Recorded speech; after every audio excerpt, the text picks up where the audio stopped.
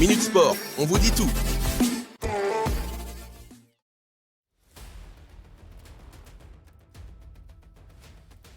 Huitième de finale à la Ligue des Champions.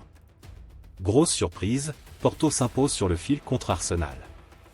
Dans les toutes dernières secondes d'un huitième de finale fermé, le FC Porto a pris le meilleur sur un Arsenal stérile, 1-0.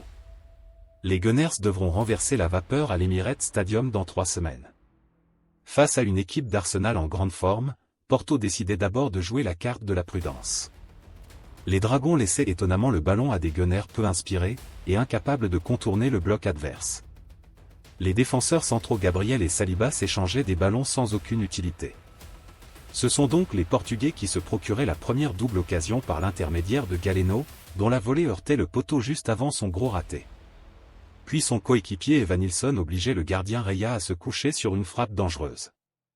Des situations sans conséquence pour Arsenal qui, hormis la tête de Saliba non cadrée sur corner, n'étaient absolument pas dangereux avant la pause. On se demandait où était passée cette formation si séduisante en Première Ligue.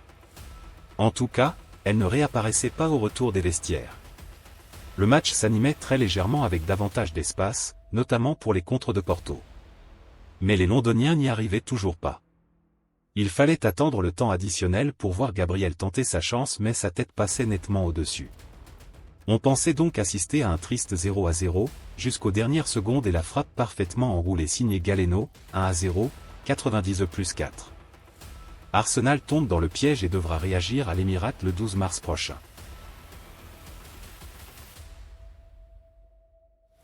Naples s'en sort bien face au Barça. Dominateur et en maîtrise, le Barça a été tenu en échec face à Naples, 1-1. Robert Lewandowski et Victor Osimhen ont marqué alors que la décision se fera le 12 mars prochain, au stade de Montjuïc. Ce huitième de finale aller de Ligue des Champions a mis en avant une certitude, le Napoli est bien moins en forme que le Barça. Dans cette opposition entre le champion d'Italie et celui d'Espagne, les locaux, pour la première de Francesco Calzona, successeur de Walter Mazzarri, ont affiché des limites dans de nombreux secteurs, incapables de répondre à l'intensité et au contrôle des joueurs entraînés par Xavi pendant un long moment. Dès les premières minutes de jeu, ce sont les Blaugrana qui se sont mis en évidence, notamment avec de nombreux mouvements offensifs et des récupérations très hautes suite à des imprécisions techniques de Naples. Plus jeune joueur à disputer un match à élimination directe en Ligue des Champions, à 16 ans et 223 jours, Lamine Yamal a trouvé sur sa route les points d'Alex Meret, 8e. Les visiteurs, ambitieux dans le jeu, n'ont pas relâché leurs efforts mais ont buté sur un gardien en grande forme. Impeccable du pied devant Robert Lewandowski, Meret a également détourné un tir hors de la surface de Gundogan qui prenait la direction de sa lucarne, 22e. Du côté du Napoli, alors que Victor Osimhen était de retour en tant que titulaire, il est compliqué de passer sous silence sa soirée très compliquée tant il a bénéficié de peu d'occasions de se mettre en valeur avec un bloc très bas de la part de son équipe, et un Kvaratskhelia qui n'a que trop peu su et pu combiner avec lui. Plus à l'aise lors des 10 dernières minutes du premier acte, le Napoli a bouclé les 45 premières minutes avec 0 tentative vers les buts de Ter Stegen quand le Barça totalisait lui 6 tirs pour 3 cadrés. En seconde période, la physionomie de la rencontre n'a pas fondamentalement changé et le Barça a finalement su trouver le chemin des filets à l'heure de jeu après un superbe enchaînement de Robert Lewandowski. Trouvé par une passe de Pedri dans la surface de réparation, l'attaquant si décrié cette saison s'est joué de 2 adversaires avant d'expédier le cuir dans le but, 0-1, 60e, et mettre fin à sa série de 4 matchs de Ligue des Champions sans marquer. Transparent, Kvaratskhelia a été remplacé, 68e, sans que le Napoli, un poil plus volontaire, ne s'en trouve transformé.